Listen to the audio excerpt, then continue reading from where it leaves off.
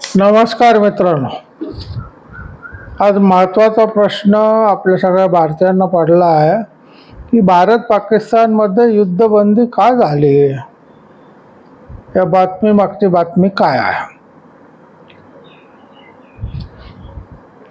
की भारत युद्ध जिंकत असताना अचानक युद्धबंदी भारताने का स्वीकारली, नाही का.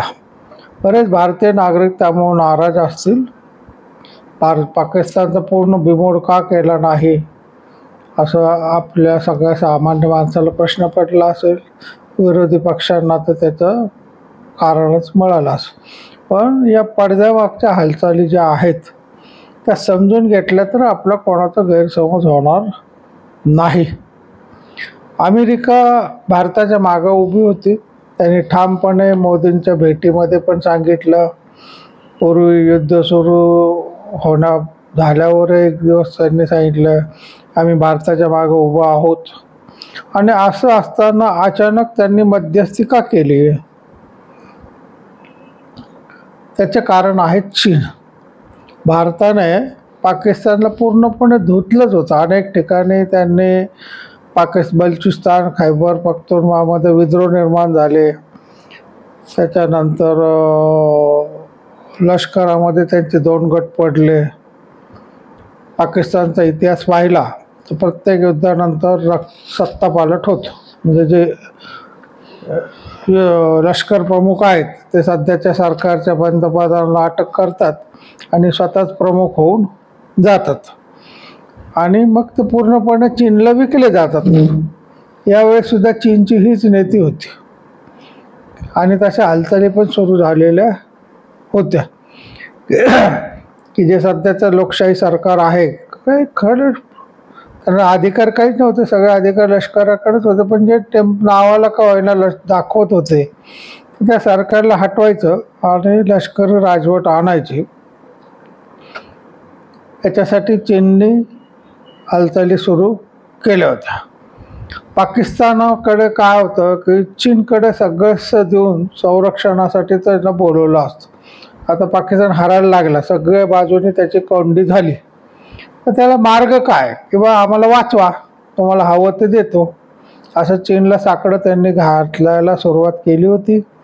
आणि संरक्षणासाठी त्यांनी चीनला बोलवलं असतं. आता चीन कोणती गोष्ट फुकट करत नाही का. तुम्हाला आम्ही पैसे देतो, तुम्हाला संरक्षण देतो, मग कराची बंदर आम्हाला द्या, अशी मागणी त्याची झाली असती.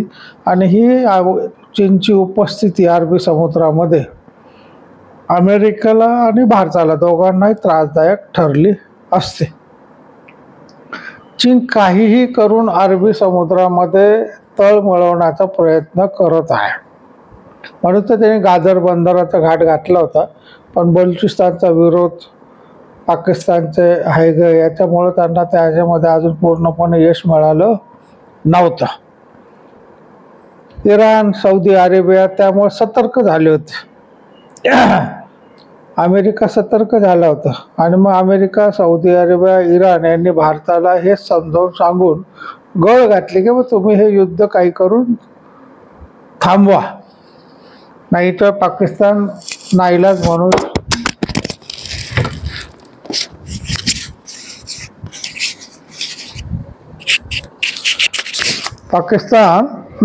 म्हणून चीनला आपल्या मदतीला बोलवू शकतो आणि त्याच्या बदल्यामध्ये तो त्यांना कराची बंदर म्हणा किंवा इतर काही गोष्टी देऊ शकतो.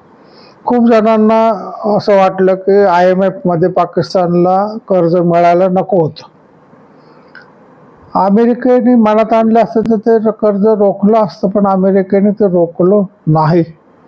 कारण IMF मध्ये अमेरिकेचा 16% भाग आहे आणि तिथं एकाला एक मत असं नसतं. ज्याचा वाटा जास्त त्याचं जास्त वर्चस्व त्याच्यावर IMF मध्ये असतं.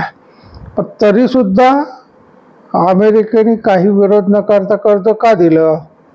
भारताने पण विरोध केला पण लेखी काही केलेलं नाही.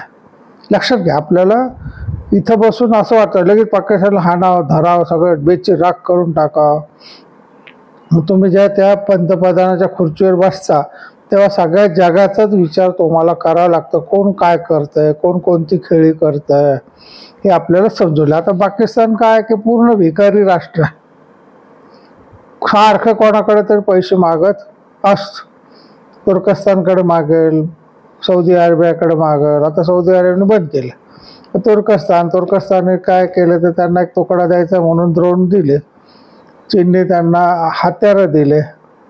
पण पैशाची गरज कोणी भागवायची नाही का. आता चीनने मध्ये नकार दिला, पण यावेळेस IMFने त्यांना पैसे दिले नसते तर त्याने चीनकडे भीक मागितली असती आणि त्याच्या बदल्यात त्याला कराची बंदर द्यावं लागलं असतं. हा धोका ओळखून पाकिस्तानला कर्ज मंजूर झालेलं आहे. लोकांना वाटतं अमेरिकेने हा विश्वासघात केला, पण तसं नाही. भारतीय नेतृत्व कणखरं आहे आणि दूरदृष्टी ठेवणारं आहे. त्याची America, Iran, Saudi Arabia, Russia यांच्याशी चर्चा झालेली आहे आणि मगच नंतर युद्धबंदीचा निर्णय घेतलेला आहे.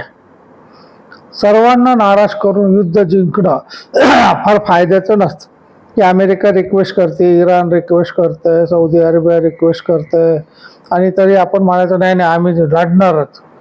तर आपल्याला या तिघांचा विरोध सहन करावा लागला असता, कारण या लोकांना पण चीनची उपस्थिती तिथं नको आहे आणि आपल्याला पण ते फायदेशीर झालं नसतं. आपल्या अगदी शेजारी चीन येऊन उभा राहिला असता. आता तसं आपण पाकिस्तानला पुरेसा धडा शिकवलेला आहे. त्यांच्या अनेक एअरबस बेस आपण ज्याला म्हणतो, जिथं विमान लष्कराचे विमानतळ उतरतात, लष्कराचे विमान हालचाली चालतात, ते नष्ट केलेले आहेत. अतिरेकी जे स्थानकं होते ती पण आपण नष्ट केलेली आहेत. अनेक मोठे अतिरेकी मारले गेलेले आहेत. त्याचा आणखी एक फायदा मोठा झालेला आहे की याच्यामध्ये चीनची खूप नाचक्की झालेली आहे. कारण त्याच्यामुळे चीन चिडलेला आहे. त्याला काहीही करून या युद्धामध्ये हस्तक्षेप करायची इच्छा आहे, कारण त्याची आबरू त्याच्यामुळे पणाला लागलेली आहे. आता तुम्हाला मागच्या एपिसोडमध्ये मी सांगितलं की चीनने दिलेली विमानं भारताने पाडली. म्हणजे त्यांचा दावा होता की ही राफेलच्या बरोबरीचे आहेत, पण ते तर काही थोडं वाकडं सुद्धा करू शकले नाही. भारताने ते विमानं पाडले. त्यांनी पाकिस्तानला जे एअर डिफेन्स सिस्टीम दिली होती, आपल्याकडे S-400 आहेत तसं त्यांच्याकडे त्यांनी दिलेले होते, तर ती कुचकामी ठरली. भारताचे एवढे मिसाईल आत गेले, एकालाही ते त्याच्या एअर डिफेन्स सिस्टीमने अडवलेलं नाही. त्याच्यामध्ये किती कुचकामी आहे हे सगळ्या जगाने पाहिलं. त्याच्यामुळे चीनला जो शस्त्रास्त्र विक्रीचा धंदा होता तो धोक्यात आलेला. अनेक आफ्रिकन राष्ट्र किंवा काही राष्ट्र चीनकडे हे माल, कारण मग चीन स्वस्त विकतं, ते स्वस्त माल मिळेल म्हणून त्यांच्याकडे ऑर्डर नोंदवले. ते सगळ्या ऑर्डर आता कॅन्सल व्हायला लागलेले आहेत. मग त्याच्यामुळं चीनने चिडणं हे साहजिकच होतं की हे कोणी केलं, ते भारताने केलं. भारताने आपली नाचक्की केली. तर तुर्कस्तानचे ड्रोन सुद्धा भारतापुढे निष्प्रभ ठरलेले आहेत. 400 ड्रोन पाकिस्तानने भारतावर सोडले, त्याच्यातले एक सुद्धा भारतावर आक्रमण करू शकलं नाही. 400चे 400 ड्रोन भारताने हवेमध्येच उडवले.